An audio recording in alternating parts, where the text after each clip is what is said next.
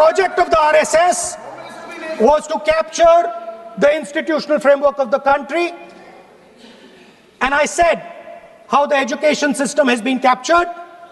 Vice Chancellor after Vice Chancellor after Vice Chancellor is placed not on merit, not on capability, not on scientific temper, but on the fact that he belongs to a particular organization.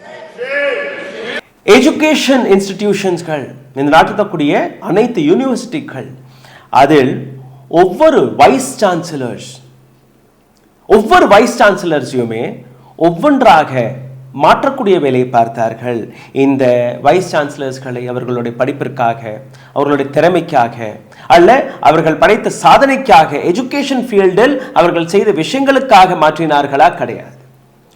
அவர்கள் மாற்றப்பட்டதற்கான காரணம் ये हमारे लोग हैं, ये अपना आदमी है, என்னுடைய ஆட்கள், ஆர்எஸ்எஸ்ஐ சார்ந்த நபர்களை ஒவ்வொன்றாக ஒவ்வொரு எஜுகேஷன் இன்ஸ்டிடியூஷனிலுமே திணிக்கக்கூடிய வேலையை இவர்கள் பார்த்திருக்கிறார்கள். இன்னைக்கு தேதியில் இந்த நாட்டுக்கக்கூடிய எந்த யூனிவர்சிட்டியிலுமே ஆர்எஸ்எஸ்ஐ தவிர, பிஜேபி தவிர வேற எந்த நபருமே அந்த இடத்தில் வைஸ் சான்சலர் பதவியில் கிடையாது. அப்போ ஒட்டுமொத்த எஜுகேஷன் இன்ஸ்டிடியூஷன்ஸ்களையே கைவசப்படுத்தி விட்டார்கள்.